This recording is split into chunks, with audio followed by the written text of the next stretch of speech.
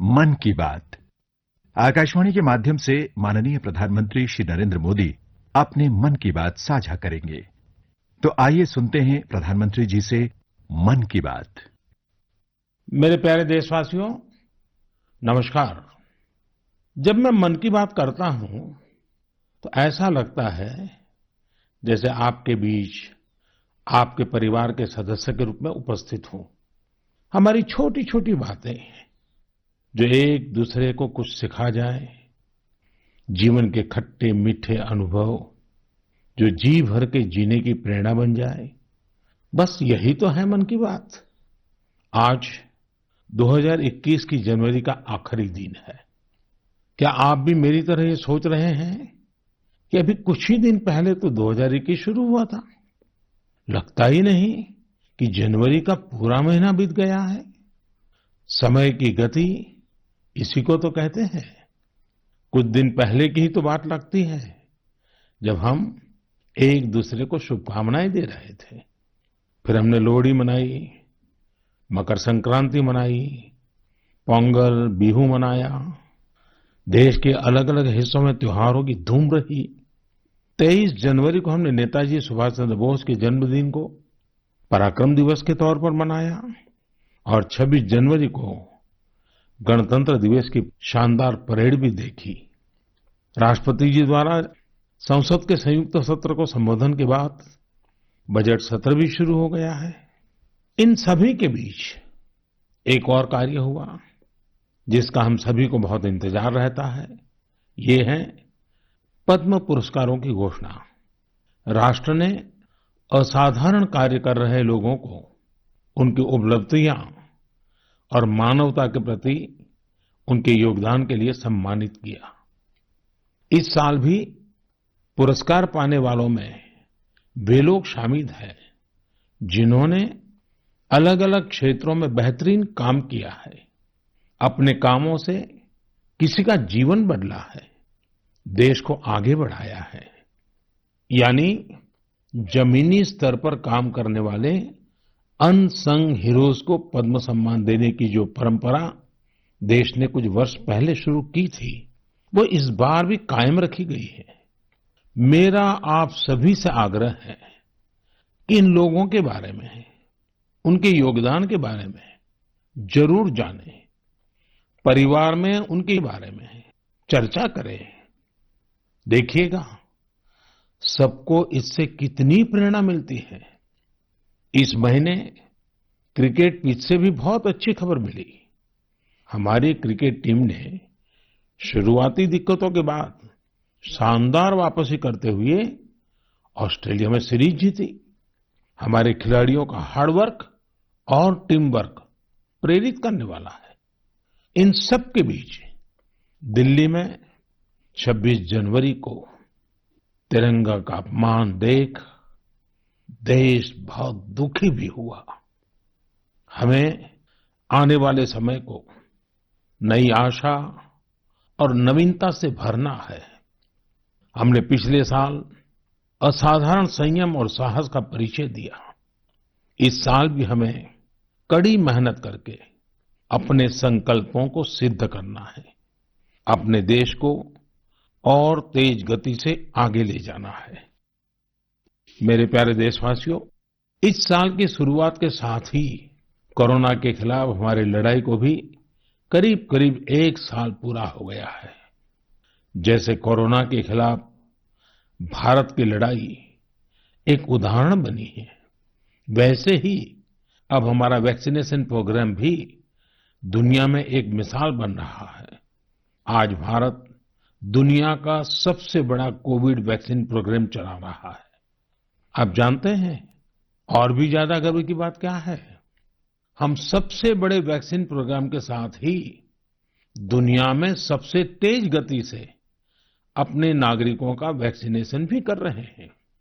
सिर्फ 15 दिन में भारत अपने 30 लाख से ज्यादा कोरोना वॉरियर का टीकाकरण कर चुका है, जबकि अमेरिका जैसे समृद्ध देश को इसी काम में 18 दिन लगे थे और ब्रिटेन को 36 दिन।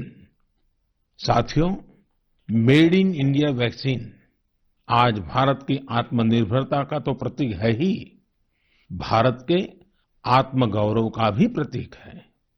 नमो ऐप पर यूपी से भाई हिमांशु यादव ने लिखा है कि मेड इन इंडिया वैक्सीन से मन में एक नया आत्मविश्वास आ गया है।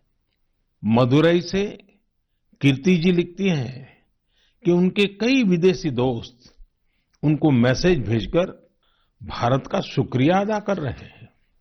कीर्ति जी के दोस्तों ने उन्हें लिखा है कि भारत ने जिस तरह कोरोना से लड़ाई में दुनिया की मदद की है, उससे भारत के बारे में उनके मन में इज्जत और भी बढ़ गई है। कीर्ति जी, देश का ये गौरवगान सुनकर मन की बात के श्रोताओं को भी गर्व होता है। आजकल मुझे भी अलग अलग देशों के राष्ट्रपति और प्रधानमंत्रियों की तरफ से भारत के लिए ऐसे ही संदेश मिलते हैं। आपने भी देखा होगा, अभी ब्राजील के राष्ट्रपति ने ट्वीट करके जिस तरह से भारत को धन्यवाद दिया है, वो देखकर हर भारतीय को कितना अच्छा लगा।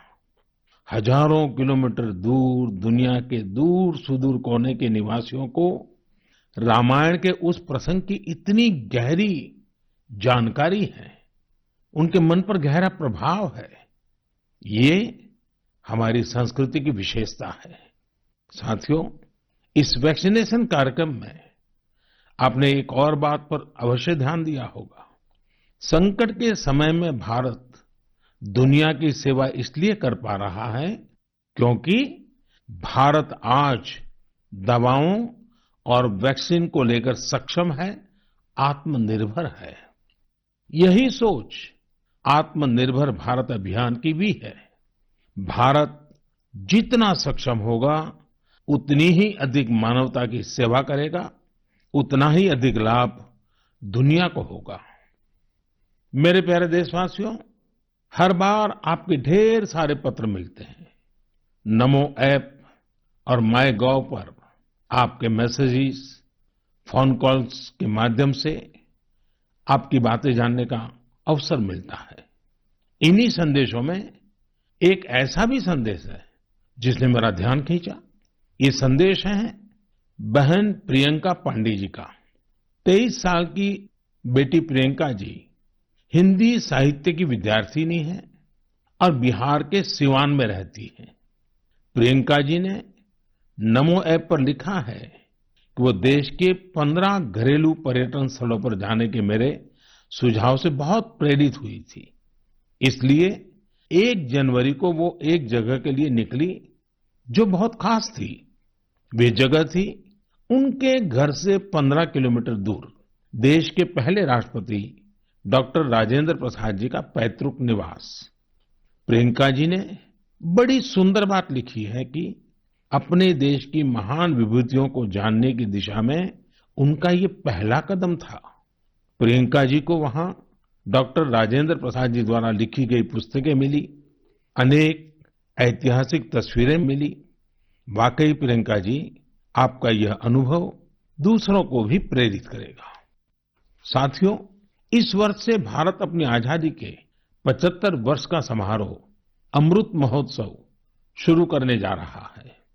ऐसे में यह हमारे उन महानायकों से जुड़ी स्थानीय जगहों का पता लगाने का बेहतरीन समय है जिनकी वजह से हमें आजादी मिली। साथियों, हम आजादी के आंदोलन और बिहार की बात कर रहे हैं तो मैं नमो ऐप पर ही की गई एक और टिप्पणी की भी चर्चा करना चाहूंगा। मुंगेर के रहने वाले जयराम विप्लव जी ने मुझे तारापुर शहीद दिवस के बारे में लिखा है। 15 फरवरी 1932 को देशभक्तों की एक टोली के कई वीर नौजवानों की अंग्रेजों ने बड़ी ही निर्ममता से हत्या कर दी थी। उनका एकमात्र अपराध यह था कि वे वंदे मातरम और भारत माँ की जय के नारे लगा रहे थे। मैं उन शहीदों को नमन करता हूं और उनके साहस का श्रद्धापूर्वक स्मरण करता हूं। मैं जयराम विप्लव जी को धन्यवाद देना चाहता हूं।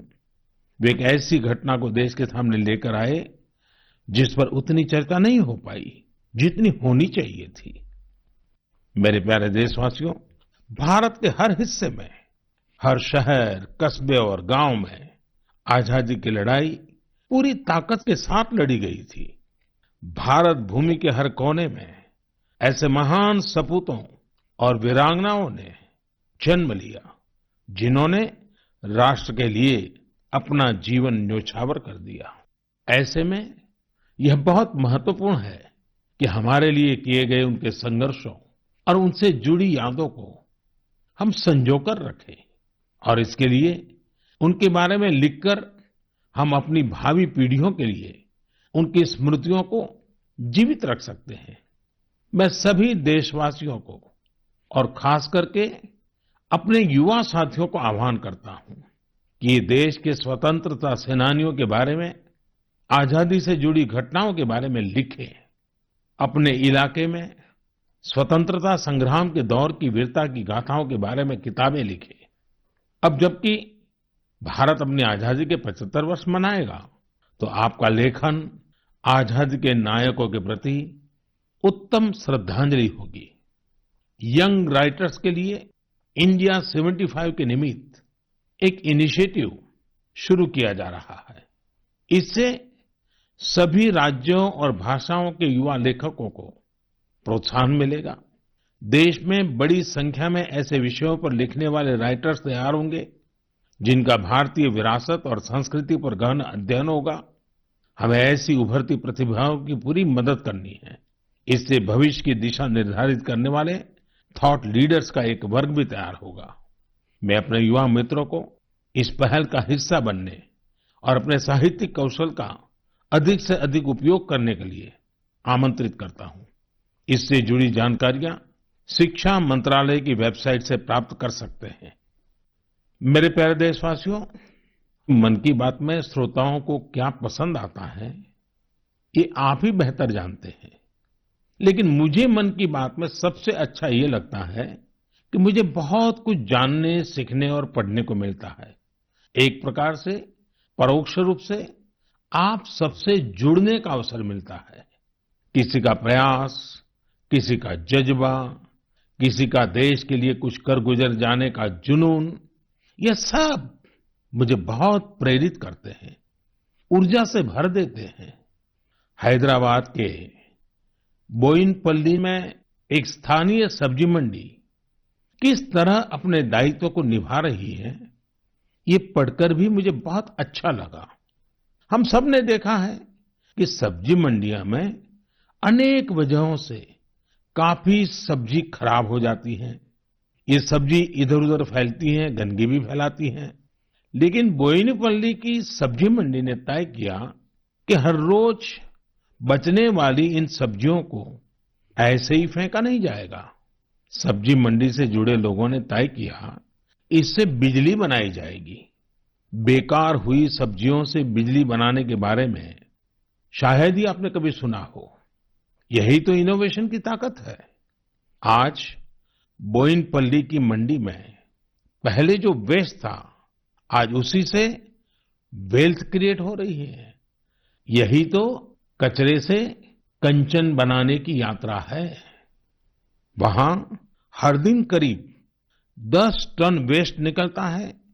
इसे एक प्लांट में इकट्ठा कर लिया जाता है। प्लांट के अंदर इस वेस्ट से हर दिन 500 यूनिट बिजली बनती है और करीब 30 किलो बायोफ्यूल भी बनता है। इस बिजली से ही सब्जी मंडी में रोशनी होती है और जो बायोफ्यूल बनता है, उससे मंडी की कैंटीन में खाना बनाया जाता है ना कमाल का प्रयास। ऐसा ही एक कमाल हरियाणा के पंचकुला की बड़ौद ग्राम पंचायत ने भी करके दिखाया है। इस पंचायत के क्षेत्र में पानी की निकासी की समस्या थी। इस वजह से गंदा पानी इधर-उधर फैल रहा था, बीमारी फैलाता था। लेकिन बड़ौद के लोगों ने तय किया कि इस वाटर वेस्ट से भी वेल्थ क्रिएट करेंगे। ग्राम पंचायत ने पूरे गांव से आने वाले गंदे पानी को एक जगह इकट्ठा करके फिल्टर करना शुरू किया और फिल्टर किया हुआ ये पानी अब गांव के किसान खेतों में सिंचाई के लिए इस्तेमाल कर रहे हैं। यानी प्रदूषण, गंदगी और बीमारियों से छुटकारा भी और खेतों में सिंचाई भी। साथियों, पर्यावरण की रक्षा से कैसे आमदनी के रास्ते भी खुलते हैं, इसका एक उदाहरण अरुणाचल प्रदेश के तवांग में भी देखने को मिला। अरुणाचल प्रदेश के इस पहाड़ी इलाके में सदियों से मोन शुगु नाम का एक पेपर बनाया जाता है। ये कागज यहाँ के स्थानीय शुगु शेंग नाम के एक पौधे की छाल से बनाते हैं। इसलिए इस कागज को बनाने के लिए पेड़ों को नहीं काटना पड़ता है। इसके अलावा इसे बनाने में किसी केमिकल का इस्तेमाल भी नहीं होता है। यानी ये कागज पर्यावरण के लिए भी सुरक्षित है और स्वास्थ्य के लिए भी। एक वो भी समय था जब इस कागज का निर्यात होता था, लेकिन जब आधुनिक तकनीक से बड़ी मात्रा में कागज बनने लगे तो ये स्थानीय कला बंद होने की कगार पर पहुंच गई। अब एक स्थानीय सामाजिक कार्यकर्ता गोम्बू ने इस कला को पुनर्जीवित करने का प्रयास किया है। इससे यहाँ के आदिवासी भाई बहनों को रोजगार भी मिल रहा है। मैंने एक और खबर केरल की देखी है जो हम सभी को अपने दायित्वों का एहसास कराती है। केरल के कोट्टयम में एक दिव्यांग बुजुर्ग हैं, एनएस राजप्पन साहब। राजप्पन जी पैरालिसिस के कारण चलने में असमर्थ हैं, लेकिन इससे स्वच्छता के प्रति उनके समर्पण में कोई कमी नहीं आई है। वो पिछले कई सालों से नाव से वेम्बनाड झील में जाते हैं और झील में फेंकी गई प्लास्टिक की बोतलें बाहर निकाल करके ले आते हैं। सोचिए, राजप्पन जी की सोच कितनी ऊंची है। हमें भी राजप्पन जी से प्रेरणा लेकर स्वच्छता के लिए जहां संभव हो अपना योगदान देना चाहिए। मेरे प्यारे देशवासियों, कुछ दिन पहले आपने देखा होगा, अमेरिका के सैन फ्रांसिस्को से बंगलुरु के लिए एक नॉन स्टॉप फ्लाइट की कमान भारत की 4 विमेन पायलट्स ने संभाली। 10,000 किलोमीटर से भी ज्यादा लंबा सफर तय करके ये फ्लाइट 225 से अधिक यात्रियों को भारत लेकर आई। आपने इस बार 26 जनवरी की परेड में भी गौर किया होगा, जहां भारतीय वायुसेना की 2 विमेन ऑफिसर्स ने नया इतिहास रच दिया है। क्षेत्र कोई भी हो, देश की महिलाओं की भागीदारी लगातार बढ़ रही है। लेकिन अक्सर हम देखते हैं कि देश के गांवों में हो रहे इसी तरह के बदलाव की उतनी चर्चा नहीं हो पाती। इसलिए जब मैंने एक खबर मध्य प्रदेश के जबलपुर की देखी तो मुझे लगा कि इसका जिक्र तो मुझे मन की बात में जरूर करना चाहिए। ये खबर बहुत प्रेरणा देने वाली है। जबलपुर के चिचगांव में कुछ आदिवासी महिलाएं एक राइस मिल में दिहाड़ी पर काम करती थी। कोरोना वैश्विक महामारी ने जिस तरह दुनिया के हर व्यक्ति को प्रभावित किया, उसी तरह ये महिलाएं भी प्रभावित हुई। उनकी राइस मिल में काम रुक गया। स्वाभाविक है कि इससे आमदनी की भी दिक्कत आने लगी, लेकिन ये निराश नहीं हुई। इन्होंने हार नहीं मानी। इन्होंने तय किया कि ये साथ मिलकर अपनी खुद की राइस मिल शुरू करेगी। जिस मिल में ये काम करती थी, वो अपनी मशीन भी बेचना चाहती थी। इनमें से मीना रहंगडाले जी ने सब महिलाओं को जोड़कर स्वयं सहायता समूह बनाया और सबने अपनी बचाई हुई पूंजी से पैसा जुटाया। जो पैसा कम पड़ा, उसके लिए आजीविका मिशन के तहत बैंक से कर्ज ले लिया। और अब देखिए, इन आदिवासी बहनों ने वही राइस मिल खरीद ली जिसमें वो कभी काम किया करती थी। आज वो अपनी खुद की राइस मिल चला रही हैं। इतने ही दिनों में इस मिल ने करीब 3 लाख रुपए का मुनाफा भी कमा लिया है। इस मुनाफे से मीना जी और उनकी साथी सबसे पहले बैंक का लोन चुकाने और फिर अपने व्यापार को बढ़ाने के लिए तैयारी कर रही हैं। कोरोना ने जो परिस्थितियां बनाई, उससे मुकाबले के लिए देश के कोने-कोने में ऐसे अद्भुत काम हुए हैं। मेरे प्यारे देशवासियों, अगर मैं आपसे बुंदेलखंड के बारे में बात करूं तो वो कौन सी चीजें हैं जो आपके मन में आएगी? इतिहास में रुचि रखने वाले लोग इस क्षेत्र को झांसी की रानी लक्ष्मीबाई के साथ जोड़ेंगे। वहीं कुछ लोग सुंदर और शांत ओरछा के बारे में सोचेंगे। कुछ लोगों को इस क्षेत्र में पड़ने वाली अत्यधिक गर्मी की भी याद आ जाएगी। लेकिन इन दिनों यहाँ कुछ अलग हो रहा है जो काफी उत्साहवर्धक है और जिसके बारे में हमें जरूर जानना चाहिए। पिछले दिनों झांसी में 1 महीने तक चलने वाला स्ट्रॉबेरी फेस्टिवल शुरू हुआ। हर किसी को आश्चर्य होता है, स्ट्रॉबेरी और बुंदेलखंड, लेकिन यही सच्चाई है। अब बुंदेलखंड में स्ट्रॉबेरी की खेती को लेकर उत्साह बढ़ रहा है और इसमें बहुत बड़ी भूमिका निभाई है झांसी की एक बेटी गुरलीन चावला ने। लॉ की छात्रा गुरलीन ने पहले अपने घर पर और फिर अपने खेत में स्ट्रॉबेरी की खेती का सफल प्रयोग कर ये विश्वास जगाया है कि झांसी में भी ये हो सकता है। झांसी का strawberry festival stay at home concept पर जोर देता है।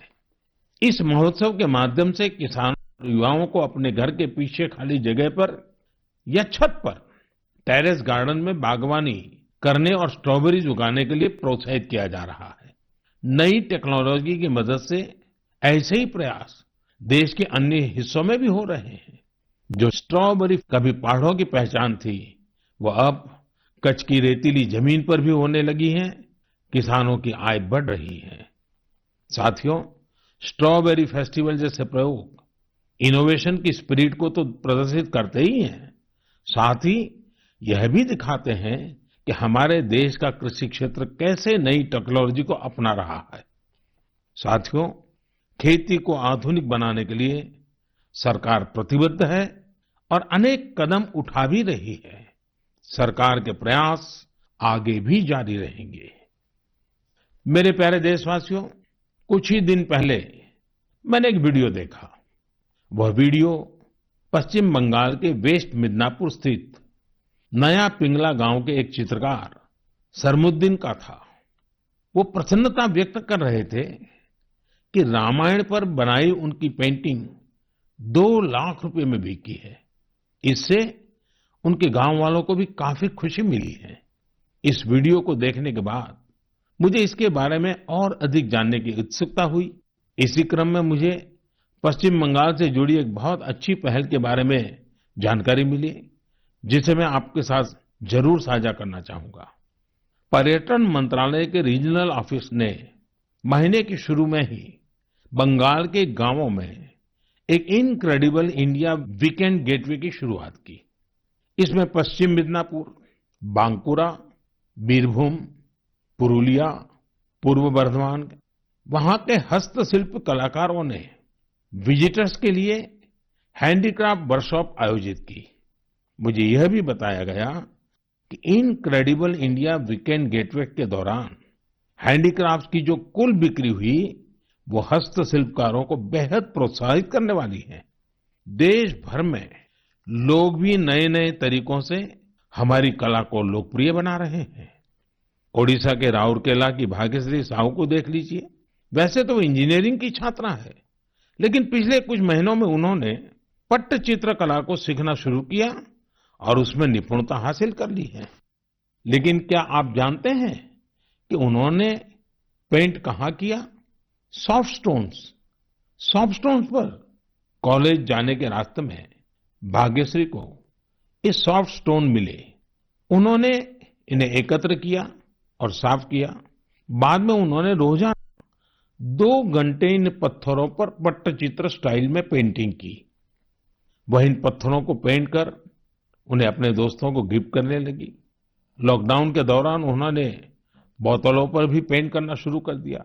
अब तो वो इस आर्ट पर वर्कशॉप भी आयोजित करती हैं। कुछ दिन पहले ही सुभाष बाबू की जयंती पर भाग्यश्री ने पत्थर पर ही उन्हें अनोखी श्रद्धांजलि दी। मैं भविष्य के उनके प्रयासों के लिए शुभकामनाएं देता हूं। आर्ट एंड कलर्स के जरिए बहुत कुछ नया सीखा जा सकता है, किया जा सकता है। झारखंड के दुमका में किए गए एक ऐसे ही अनुपम प्रयास के बारे में मुझे बताया गया। यहाँ मिडिल स्कूल के एक प्रिंसिपल ने बच्चों को पढ़ाने और सिखाने के लिए गांव की दीवारों को ही अंग्रेजी और हिंदी के अक्षरों से पेंट करवा दिया। साथ ही उसमें अलग अलग चित्र भी बनाए गए हैं। इससे गांव के बच्चों को काफी मदद मिल रही है। मैं ऐसे सभी लोगों का अभिनंदन करता हूं जो इस प्रकार के प्रयासों में लगे हैं। मेरे प्यारे देशवासियों, भारत से हजारों किलोमीटर दूर, कई महासागरों, महाद्वीपों के पार एक देश है जिसका नाम है चिले। भारत से चिले पहुंचने में बहुत अधिक समय लगता है, लेकिन भारतीय संस्कृति की खुशबू वहां बहुत समय पहले से ही फैली हुई है। एक और खास बात यह है कि वहां पर योग बहुत अधिक लोकप्रिय है। आपको यह जानकर अच्छा लगेगा कि चिले की राजधानी सैंटियागो में 30 से ज्यादा योग विद्यालय हैं। चिले में अंतर्राष्ट्रीय योग दिवस भी बड़े ही उत्साह से मनाया जाता है। मुझे बताया गया है कि हाउस ऑफ डेप्यूटीज में योग दिवस को लेकर बहुत ही गर्मजोशी भरा माहौल होता है। कोरोना के इस समय में इम्यूनिटी पर जोर और इम्यूनिटी बढ़ाने में योग की ताकत को देखते हुए अब वे लोग योग को पहले से कहीं ज्यादा महत्व दे रहे हैं। चिले की कांग्रेस यानी वहां की पार्लियामेंट ने एक प्रस्ताव पारित किया है। वहां 4 नवंबर को नेशनल योगा डे घोषित किया गया है। अब आप ये सोच सकते हैं कि आखिर 4 नवंबर में ऐसा क्या है। 4 नवंबर 1962 को ही चिले का पहला योग संस्थान होजे राफाल एस्ट्राडा द्वारा स्थापित किया गया था। इस दिन को नेशनल योगा डे घोषित करके एस्ट्राडा जी को भी श्रद्धांजलि दी गई है।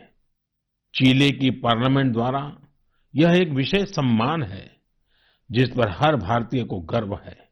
वैसे चिले की संसद से जुड़ी एक और बात आपको दिलचस्प लगेगी। चिले सीनेट के वाइस प्रेसिडेंट का नाम रविंद्रनाथ क्विंटेरॉस है। उनका यह नाम विश्व कवि गुरुदेव टैगोर से प्रेरित होकर रखा गया है। मेरे प्यारे देशवासियों, माय गॉव पर महाराष्ट्र के जालना के डॉक्टर स्वप्निल मंत्री और केरल के पलक्कड़ के प्रहलाद राजगोपाल ने आग्रह किया है कि मैं मन की बात में सड़क सुरक्षा पर भी आपसे बात करूं। इसी महीने 18 जनवरी से 17 फरवरी तक हमारा देश सड़क सुरक्षा माह यानी रोड सेफ्टी मंथ भी मना रहा है। सड़क हादसे आज हमारे देश में ही नहीं, पूरी दुनिया में चिंता का विषय है। आज भारत में रोड सेफ्टी के लिए सरकार के साथ ही व्यक्तिगत और सामूहिक स्तर पर कई तरह के प्रयास भी किए जा रहे हैं। जीवन बचाने के इन प्रयासों में हम सबको सक्रिय रूप से भागीदार बनना चाहिए। साथियों, आपने ध्यान दिया होगा बॉर्डर रोड ऑर्गेनाइजेशन जो सड़कें बनाती हैं, उससे गुजरते हुए आपको बड़े ही इनोवेटिव स्लोगन्स देखने को मिलते हैं। This is highway not runway, या फिर be mister late than late mister. ये स्लोगन्स सड़क पर सावधानी बरतने को लेकर लोगों को जागरूक करने में काफी प्रभावी होते हैं। अब आप भी ऐसे ही इनोवेटिव स्लोगन्स या कैच फ्रेजेस माय गॉव पर भेज सकते हैं। आपके अच्छे स्लोगन्स भी इस अभियान में उपयोग किए जाएंगे। साथियों, रोड सेफ्टी के बारे में बात करते हुए मैं नमो ऐप पर कोलकाता की अपर्णा दास जी की एक पोस्ट की चर्चा करना चाहूंगा। अपर्णा जी ने मुझे फास्टैग प्रोग्राम पर बात करने की सलाह दी है। उनका कहना है कि फास्टैग से यात्रा का अनुभव ही बदल गया है। इससे समय की तो बचत होती ही है, टोल प्लाजा पर रुकने, कैश पेमेंट की चिंता करने जैसी दिक्कतें भी खत्म हो गई हैं। अपर्णा जी की बात सही भी है। पहले हमारे यहाँ टोल प्लाजा पर एक गाड़ी को औसतन 7 से 8 मिनट लग जाते थे, लेकिन फास्टैग आने के बाद ये समय औसतन सिर्फ 1.5-2 मिनट रह गया है। टोल प्लाजा पर वेटिंग टाइम में कमी आने से गाड़ी के ईंधन की बचत भी हो रही है। इससे देशवासियों के करीब 21,000 करोड़ रुपए बचने का अनुमान है, यानी पैसे की भी बचत और समय की भी बचत। मेरा आप सभी से आग्रह है कि सभी दिशा निर्देशों का पालन करते हुए अपना भी ध्यान रखें और दूसरों का जीवन भी बचाएं। मेरे प्यारे देशवासियों, हमारे यहाँ कहा जाता है, जल बिंदु निपातेन क्रमशः पूर्यते घटः, अर्थात एक एक बूंद से ही घड़ा भरता है। हमारे एक एक प्रयास से ही हमारे संकल्प सिद्ध होते हैं। इसलिए 2021 की शुरुआत जिन लक्ष्यों के साथ हमने की है, उनको हम सबको मिलकर ही पूरा करना है। तो आइए हम सब मिलकर इस साल को सार्थक करने के लिए अपने अपने कदम बढ़ाएं। आप अपना संदेश, अपने आइडियाज जरूर भेजते रहिएगा। अगले महीने हम फिर मिलेंगे। इति विदा पुनर्मिलनाय।